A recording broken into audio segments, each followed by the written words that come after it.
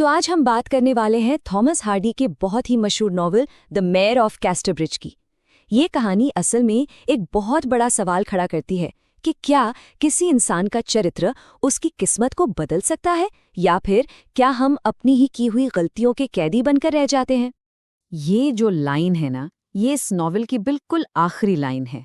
और ये सिर्फ कहानी का अंत नहीं है, ये हार्डी की पूरी फिलॉसफी है कि जिंदगी असल में दर्द का एक लंबा नाटक है और खुशी वो तो बस बीच बीच में आने वाला एक छोटा सा एपिसोड है। तो चलिए इसी नाटक की गहराई में उतरते हैं और देखते हैं कि कैसे एक इंसान की जिंदगी इस बात को सच साबित कर देती है। कहानी की शुरुआत ही एक ऐसी घटना से होती है जो इतनी चौंकाने वाली है कि वो हमारे मेन कैरेक्टर माइकल हेंचार्ट की पूरी जिंदगी का रास्ता तय कर देती है।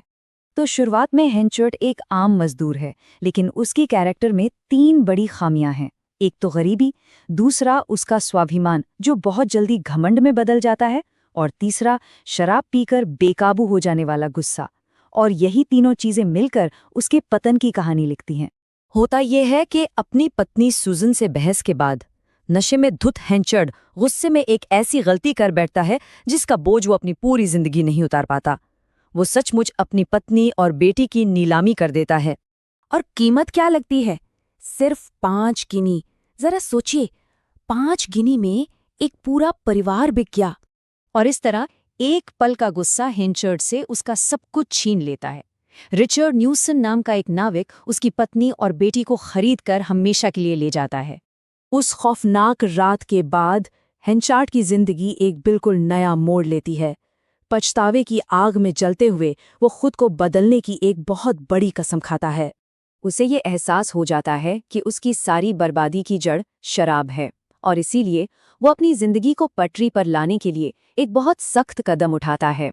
उसकी उम्र उस वक्त 21 साल होती है, तो वो कसम खाता है कि अगले 21 सालों तक शराब को हाथ तक नहीं लगाएगा। ये सिर्फ एक कसम नहीं थी, ये उसके कैरेक्टर की, अपनी किस्मत को बदलने की पहली कोशिश थी।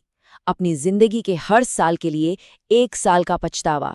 हेंचार्ट एक नई जगह जाता है, कैस्टरब्रिज, जहां कोई उसे नहीं जानता। वो अपने अतीत को वहीं दफन कर देता है और एक ईमानदार, मेहनती व्यापारी के तौर पर अपनी नई पहचान बनाता है।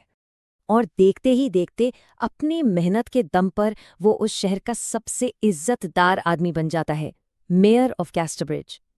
लेकिन ये पूरी सफलता एक बहुत गहरे राज पर टिकी हुई थी। ठीक 18 साल बाद जब हेंचार्ट अपनी कामयाबी के शिखर पर है, उसका अतीत 3 अलग-अलग लोगों के रूप में लौट के आता है और उसकी बनाई हुई पूरी दुनिया को हिलाकर रख देता है। एक तरफ उसकी पत्नी और बेटी वापस आ जाती हैं, जिन्हें वो लगभग मरा हुआ मान चुका था। दूसरी तरफ डोनाल्ड फाफरे नाम का एक होशियार नौजवान आता है, जो पहले उसका दोस्त और फिर सबसे बड़ा दुश्मन बनता है। और तीसरी तरफ उसकी पुरानी प्रेमिका लुसेटा उसके पुराने राज लेकर लौटती है। वैसे बता दें, ये पूरी कहानी हार्डी के बनाए हुए एक काल्पनिक इलाके वेसेक्स में होती है। ये असल में दक्षिण पश्चिम इंग्लैंड के देहाती इलाके पर आधारित है, जो कहानी को एक बहुत ही असली और जमीनी एहसास देता है। और अब कहानी उस मोड़ पर पहुंचती है जहां हेंचार्ट का अतीत तो लौटता ही है, साथ में उसके कैरेक्टर की पुरानी कमजोरियां, घमंड और गुस्सा भी लौट आती हैं, और यही चीजें उसे तेजी से बर्बादी की तरफ धकेल देती हैं। जो इंसान कल तक शहर का मेयर था, सबसे बड़ा व्यापारी था, वो अचानक से एक दिवालिया और समाज से निकाला हुआ आदमी बन जाता है। सवाल ये है कि ये सब हुआ कैसे? होता यह है कि फाफरे की बढ़ती कामयाबी हेंचार्ट से देखी नहीं जाती। उसके अंदर जलन पैदा होती है और फाफरे को बर्बाद करने की कोशिश में वो एक गलत बिजनेस डील करके खुद बर्बाद हो जाता है। और रही सही कसर तब पूरी हो जाती है जब लुसेटा के साथ उसके प्रेम पत्र सबके सामने आ जाते हैं और उसकी इज्जत मिट्टी में मिल जाती है। हेंचार्ट और लुसेटा को सरेआम बेइज्जत करने के लिए शहर के लोग एक स्किमिटी राइड निकालते हैं। ये एक तरह का जुलूस होता था जिसमें दोनों के पुतले बनाकर उनका मजाक उड़ाया जाता था। इस बेइज्जती को लुसेटा बर्दाश्त नहीं कर पाती और सदमे से मर जाती है, और इसी के साथ हेंचार्ट का सामाजिक पतन भी पूरा हो जाता है। अपनी दौलत, इज्जत और अपने सारे रिश्ते खोने के बाद हेंचार्ट की जिंदगी का अंत बहुत ही अकेला और दर्दनाक होता है।